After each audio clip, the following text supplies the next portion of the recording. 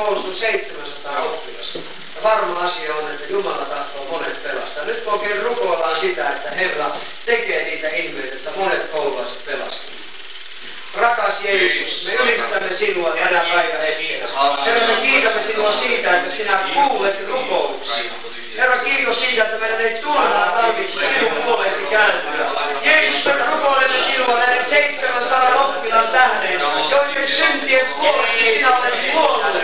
Kiitos, rakas Jeesus, sinä kuulet meidän rukouksemme ja sinä vastaat meille. Jeesus, me uskomme pyytää sinulta, Herra, sieluja käsissä ja pyytää, että monet oppilaat vapautuvat evankeliumin vapauteen, kokemaan syntien anteeksi antamuksen uuden elämän sinun nimessäsi ja sinun veressäsi, Jeesus. Kiitos, Herra, että me saamme uskoa Jumalan voiman evankeliumin pelastussanaan.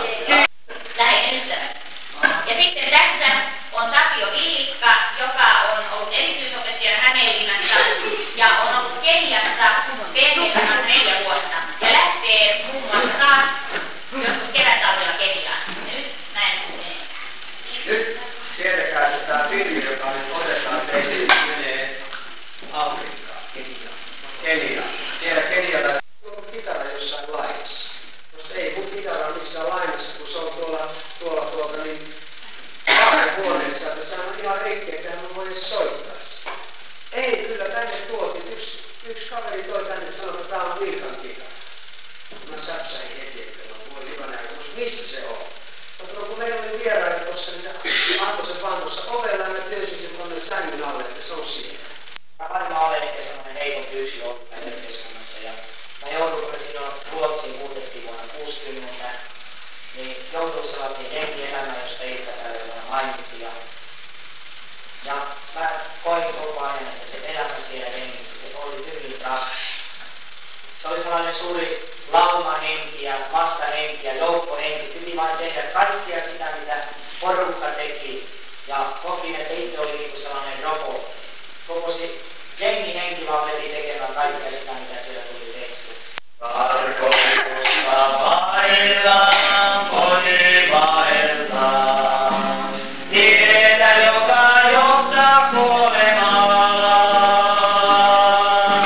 Polku alas kulkee, tie vain kyvenee. Rauhatonna sydän arhailee. Ei ole rauhaa, ei löydy lepoa. Tuska täyttää mielen kokonaan.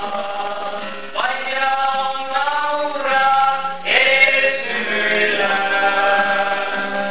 Sykkylä maailmaa ei tarkoitu.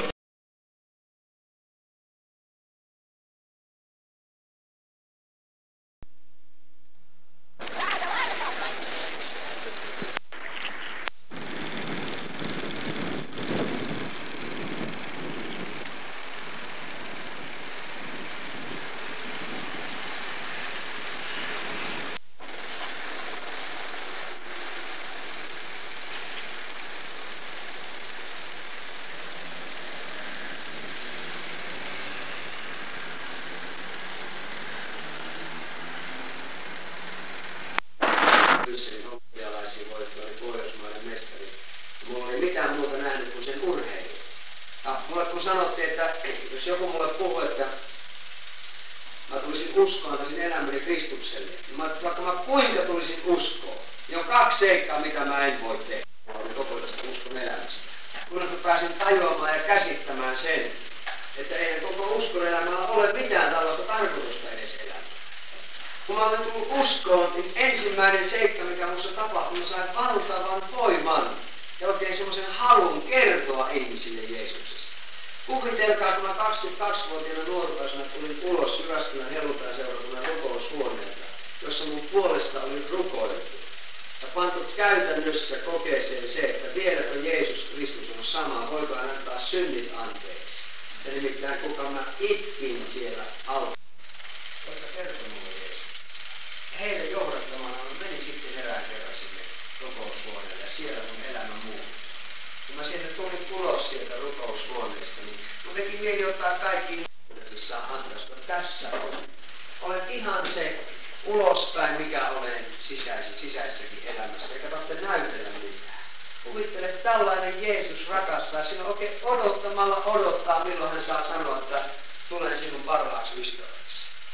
Ihan sinun pulpetissa, auttamaan sinua kouluelämässä, auttamaan sinua siinä miehen valinnassa, auttamaan sinua kuule tuolta kokeissa, auttamaan sinua tulevaisuudessa, työelämässä. Kaikessa Jeesus tahtoo ojentaa auttamaan käteen. Se kysyy sinua vaan tahtoa. Se ei ole mikään hokkus konsti. Kukaan meistä ei... Moni janoisena elon tietä kulkee. Tyhjyys täyttänyt on sielun kaipaamaan. Sielu elämässä janoisena huutaa. Anna vettä, joka janon sammuttaa.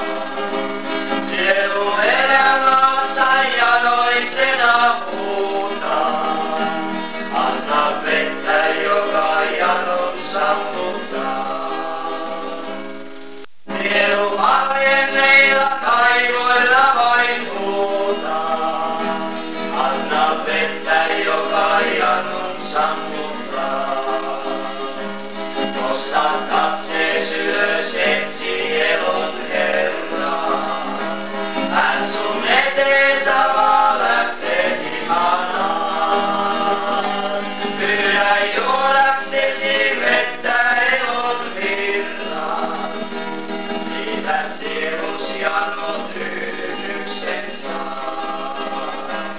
Pyydä juodaksesi vettä elon virraa. Siitä sielus jano tyytyksen saa. Etsi sieltä jotakin tarkoitusta elämälle. Haljenneita ne ovat ne kaivot, mitä sieltä ihminen voi elämälle saada ja löytää. Ja kuulkaa 10 vuoden kokemuksesta nyt. Tämä toinen strategia, toinen suunnitelma minunkin elämässäni, aivan niin kuin teidänkin elämässä. Saatana on suunnitellut teidän elämänne. Ja toinen persoona, Jeesus Jumalan poika on suunnitellut myöskin teidän elämänne. Ja mä voin sanoa 10 vuoden kokemuksesta, että se elämä, mikä Jeesus mulle on suunnitellut. Niin mä sanon, että tästä 10 vuodesta en edes yhtään sekuntia antaisi pois. Koska mä tiedän, että elämä Jeesuksen seurassa, se on todella elämä. Elämisen arvoista elämää, niin yltäkylläistä, niin sisältörikasta, niin täysipainoista elämää, että en antaisi hetkeäkään pois. Niin ihmeellisiä kokemuksia on ollut tämän 10 vuoden aikana, että kerta kaikkiaan kaikista